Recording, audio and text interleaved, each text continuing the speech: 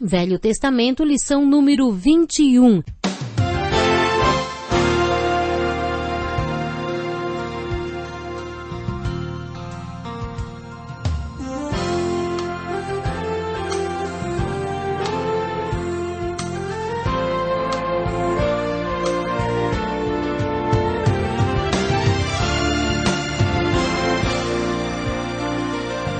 Talvez você tenha feito constantemente estas perguntas. Onde posso encontrar refúgio num mundo cheio de conflitos?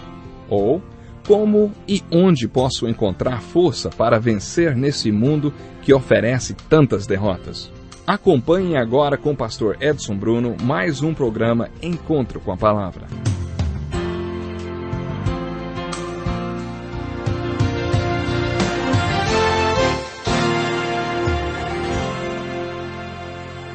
Olá, estamos aqui para mais um Encontro com a Palavra e como é bom estarmos juntos. Bom, agora que terminamos o estudo do livro de Números, continuaremos estudando o Velho Testamento, examinando o livro de Deuteronômio. A palavra Deuteronômio significa reafirmação ou repetição da lei. À medida que estudarmos esse livro, veremos que ele é mais do que uma reafirmação da lei. É a repetição da lei com aplicação. A aplicação da lei é muito importante para a segunda geração do povo de Deus. Portanto, essa é a segunda geração do povo de Deus, os filhos daqueles que pereceram no deserto e que agora estavam prontos para atravessar o Jordão e invadir a terra de Canaã. O livro de Deuteronômio é o registro do grande sermão de Moisés para o povo antes de atravessarem o Jordão e invadirem Canaã. Eu vou parafrasear a introdução do livro para que vocês possam entender melhor. Nesse trecho são dadas algumas descrições do livro que ajudarão você a entender sobre o que o livro trata. O texto diz: esse livro registra o discurso de Moisés ao povo de Israel, quando eles acamparam no vale de Arabá, no deserto de Moabe, a leste do rio Jordão. O discurso foi feito no dia 15 de fevereiro, 40 anos depois que o povo deixou o Monte Horebe. Devemos considerar que seriam necessários apenas 11 dias para caminhar do Monte Horebe até Cades Barneia, indo pelo caminho da montanha de Seir. O texto relembra que o povo estava marchando no deserto por 40 anos. Lembre-se que eles marchavam de maneira bem específica, em formação militar. Durante a marcha no deserto, algumas tribos localizavam-se ao norte do tabernáculo, outras ao sul, outras a leste e a oeste. É importante lembrar que a caminhada que fizeram iniciou-se em Gósen, quando deixaram o Egito, passando pelo Monte Sinai, pelo caminho de Cades Barneia, em razão dos filisteus naquela época ocuparem aquele território. Eles tinham andado em círculos por 40 anos.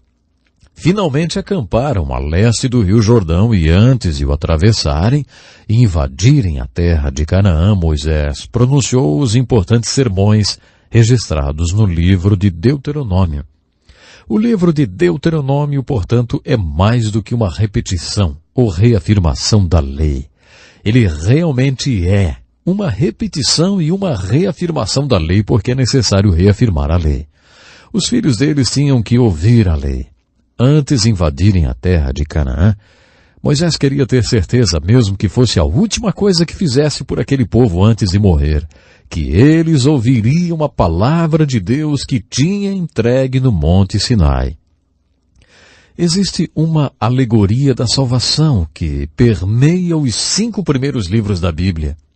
Gênesis nos dá o início da nossa salvação e o Êxodo é uma linda ilustração da nossa salvação, da libertação da escravidão. Como já dissemos antes, a palavra libertação e salvação no Velho Testamento possuem o mesmo significado. O livro de Números é um registro impressionante de como eles deixaram a escravidão do Egito e não invadiram a terra de Canaã. Isso é o que eles poderiam e deveriam ter feito. Nós já dissemos isso várias vezes, é uma alegoria à nossa libertação do pecado e suposta entrada na vida cristã abundante. A terra prometida representa a vida cristã abundante em todas as bênçãos, poder e dons espirituais. Devemos viver tudo isso. Mas muitos de nós não a vivemos. Andamos em círculos, como os israelitas no livro de Números. Seguindo um pouco mais essa alegoria, vamos supor que já fizemos a nossa peregrinação no deserto e nos demos conta do nosso erro. Queremos receber de Deus tudo o que Ele tem para nós e já estamos prestes a receber tudo isso. O livro de Deuteronômio é repleto de mensagens para quem está nessa posição, para quem decidiu ser parte da minoria comprometida e não da maioria apática. Tudo isso ilustra o que alguém que disse: Deus, eu quero tudo, estou cansado de andar no deserto e eu quero viver tudo que o Senhor tem para mim. Se é nessa posição que você está, o livro de Deuteronômio é perfeito para você. Ele está repleto de exortações para aqueles que querem receber tudo.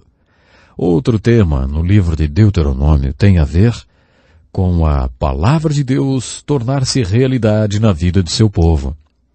Deus os exortou a passarem sua palavra para seus filhos. Deus quer que seu povo o ame com todo o seu ser.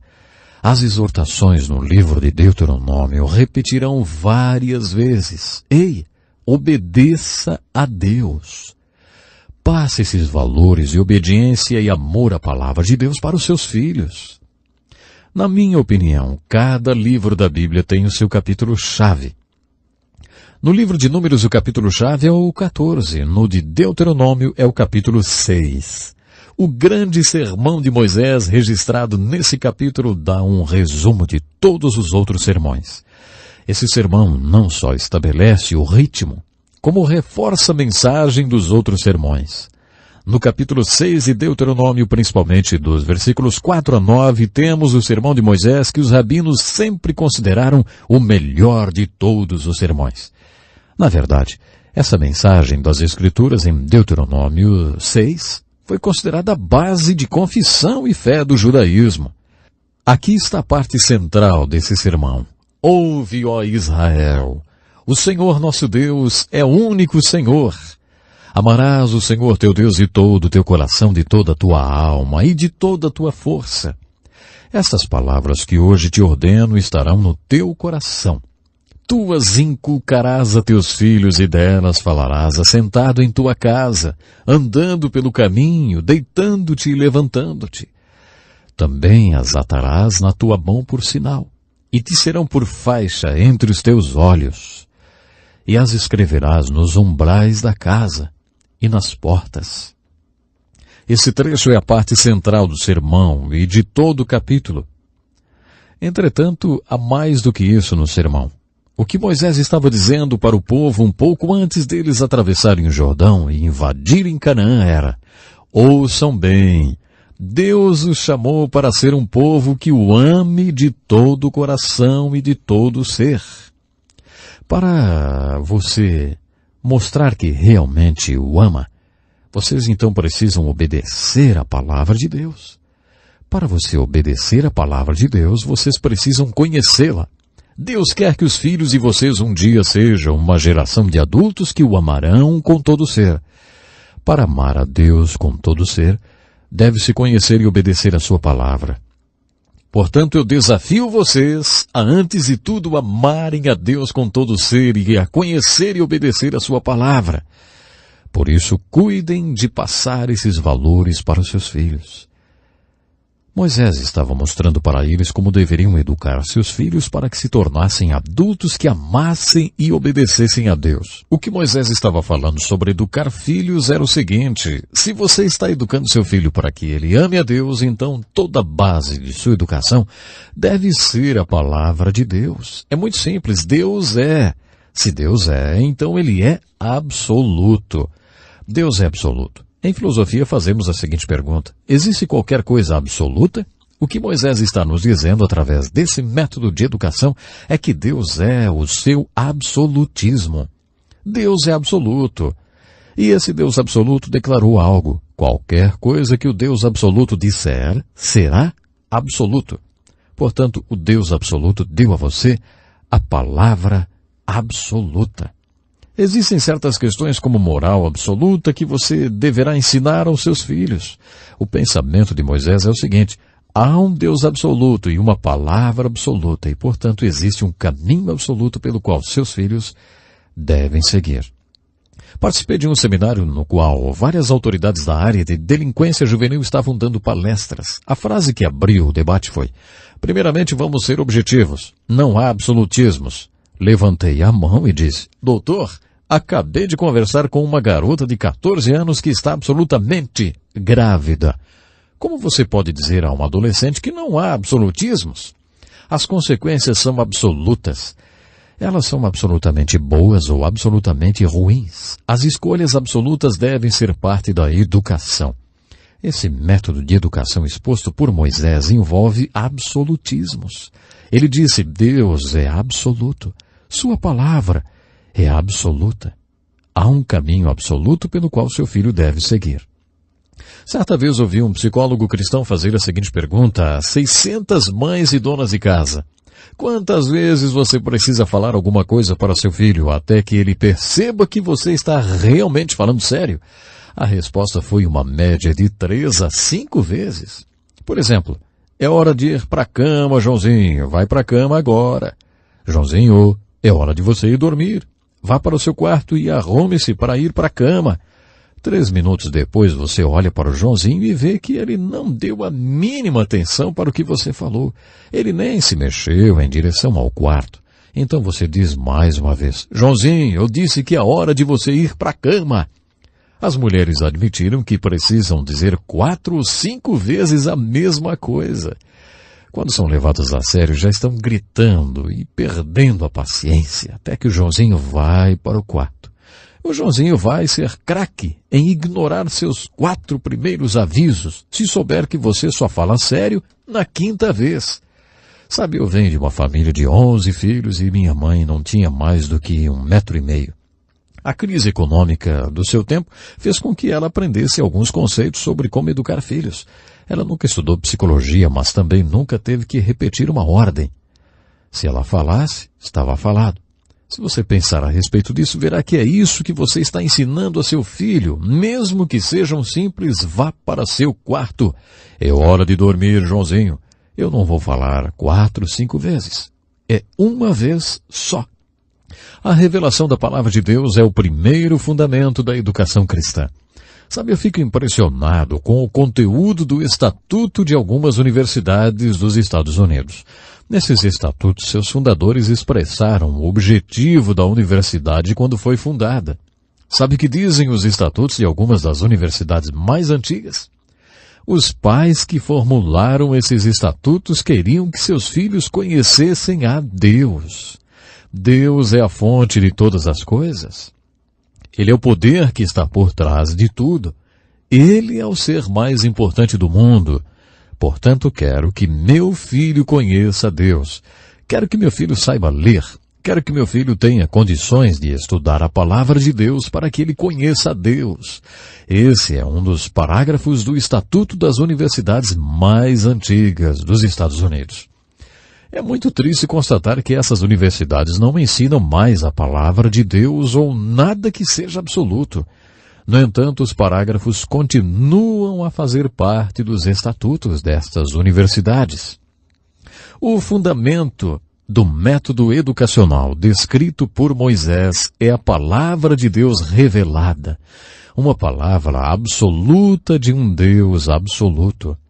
O segundo fundamento sobre o qual esse método educacional está baseado é a responsabilidade. Quem tem a responsabilidade pela educação das crianças? Algumas pessoas dizem que é o Estado. Quando eu era criança, se eu faltasse na escola, o coordenador da escola ia atrás de mim. Por isso, naquela época, eu achava que o Estado que contratava o coordenador tinha a obrigação de me fazer ir à escola. Por se tratar de escola pública, às vezes as pessoas têm a impressão de que educar filhos é responsabilidade do Estado. Algumas pessoas um pouco mais maduras chegam a dizer: não, a responsabilidade é da igreja. A igreja tem a responsabilidade de educar os meus filhos. Eu os levo à escola dominical todos os domingos e os deixo lá por 30 minutos. É responsabilidade da igreja ensinar meus filhos a amarem a Deus e amar e obedecer a palavra de Deus. Isso é assunto deles. Olha, isso é ridículo. Se você considerar o fato de que um ano possui 8.760 horas, se não faltar nem um domingo, seu filho passará 26 horas na escola dominical. Você acha que do total de 8.760 horas, 26 horas farão muita diferença? Há aqueles que dizem, eu coloquei o meu filho numa escola evangélica, ele passará 1.080 horas lá. Está vendo? É responsabilidade da escola evangélica educar meu filho. Eles o educarão para que ele se torne um adulto que ame a Deus e ame e obedeça a sua palavra. Se você somar as horas que ele passa na escola com as que passa na escola dominical, terá um total correspondente a talvez 1/8 do tempo que ele passa com você. Não é de espantar que Moisés tenha dito. Vocês, como pais, têm essa responsabilidade. Em essência, o que Moisés está falando aos pais é: a palavra de Deus deve habitar no seu coração para que você possa ensinar ela aos seus filhos. Moisés também foi bem enfático quando disse que é o pai que deve dar esse ensinamento. Se as crianças aprenderem sobre Deus apenas com as mulheres, quando crescerem, acharão que ser religioso é coisa de mulher. Deus quer que os homens ensinem as Escrituras para as crianças. Pais, a Bíblia é clara, a responsabilidade maior é nossa. O profeta Isaías disse que é o pai que deve fazer com que os filhos conheçam a verdade de Deus. Essa responsabilidade é dada ao pai. Assim como o comandante do navio ou um avião nunca delega a responsabilidade apenas à autoridade, o pai ou os pais num lar nunca delegam a ninguém a responsabilidade de educar os seus filhos. Da mesma forma, os pais podem delegar autoridade à escola pública ou particular para ajudá-los na educação dos seus filhos, mas jamais poderão delegar essa responsabilidade a ninguém, porque, de acordo com Moisés, Deus a delegou aos pais. O terceiro fundamento do método de educação é o relacionamento. Moisés pregou sobre quando o pai deve ensinar o caminho de Deus ao seu filho. Tu as inculcarás a teus filhos, e delas falarás assentado em tua casa, andando pelo caminho, deitando-te e levantando-te. Sempre que converso sobre isso com os pais, eles dizem: olha, isso foge da minha realidade, porque nunca estou lá quando ele vai para a cama e nem quando se levanta. Não me sento à mesa e nem saio com ele. Eu sempre respondo: você não entendeu. Está fazendo o que muita gente faz. Está interpretando sua cultura e as Escrituras na ordem inversa. Muitas pessoas interpretam à luz de sua cultura. A minha cultura diz que eu saia antes que eles, levante e chego em casa depois que eles já foram para a cama até. E eu nunca me sento à mesa e nem saio com eles. A palavra de Deus deve interpretar a sua cultura. Não é a sua cultura que deve interpretar a palavra de Deus. A palavra de Deus está dizendo: você deve manter um relacionamento com seus filhos. Para isso você tem que investir tempo junto com seus filhos. Geralmente, quando um jovem torna-se adulto, pai e filho vivem o que costumam chamar de conflito de gerações. Frequentemente ouço pais dizendo: estou passando por um conflito de geração com meu filho, eu não consigo entendê-lo. Quase sempre o problema não é um conflito de geração, é uma falta de relacionamento. Para aplicar um método de educação de Moisés, você tem que cultivar um relacionamento com o seu filho. Manter um relacionamento com seu filho é uma parte vital do processo. Acho que os homens não têm ideia da importância de gastar tempo com as crianças. Em casa tínhamos um tipo de reunião de oração toda manhã, quando orávamos por nossos filhos. Perguntávamos se eles tinham algum pedido de oração para aquele dia e depois um orava pelo outro. Depois à noite tínhamos um tipo de mesa redonda, quando cada criança respondia as perguntas. O seu dia foi bom ou ruim? Qual foi a melhor e a pior coisa que aconteceram para você hoje, hein? E também, tem alguma coisa que você gostaria de perguntar, contar ou de mostrar? Uma noite o nosso caçula tinha colocado debaixo de sua cadeira um desenho que tinha feito na escola. Minha mulher é professora e tinha me dito para nunca perguntar o que é isso, e sim dizer: me fale sobre esse desenho. Então eu disse: filho, me conta um pouco sobre esse seu desenho. Ele começou: Hoje a professora falou para a gente desenhar sobre a melhor coisa que já aconteceu na nossa vida. E eu desenhei isso. Alguns meses antes eu estava saindo de casa para fazer exercício e correr, e na última hora decidi colocar meu filho e sua irmãzinha no banco de trás do carro e levá-los comigo para o clube.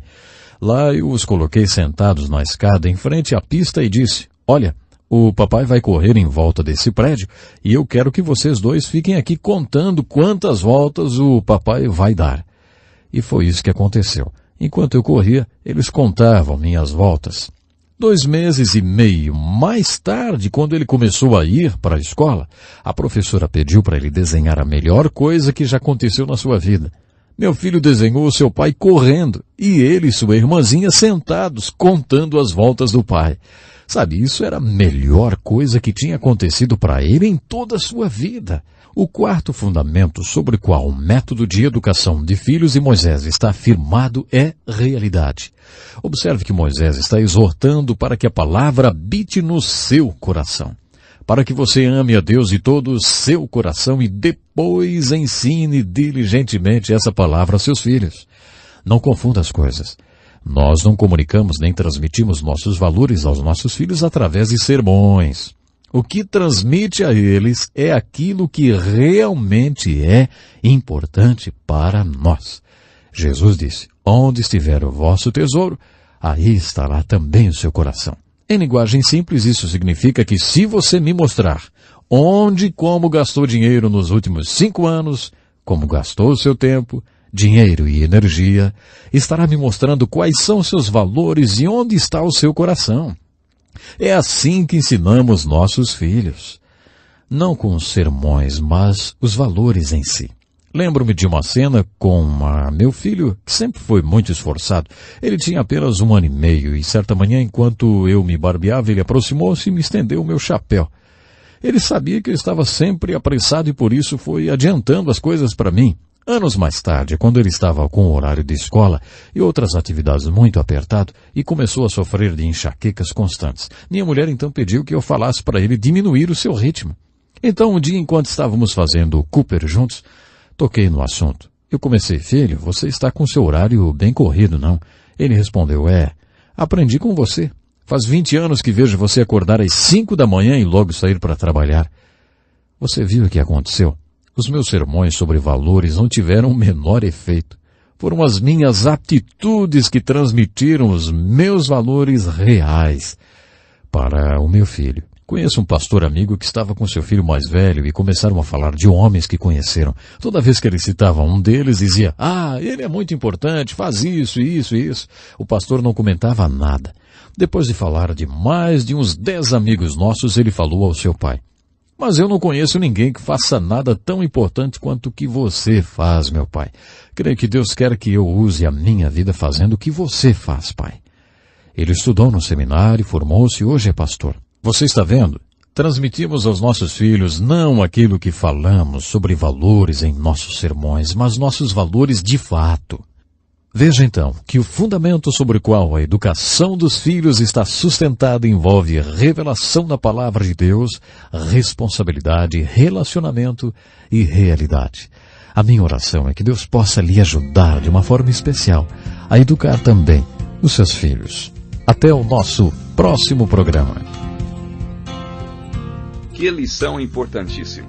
Obrigado, pastor Edson Bruno. Prezado ouvinte, coloque em prática o que você ouviu aqui.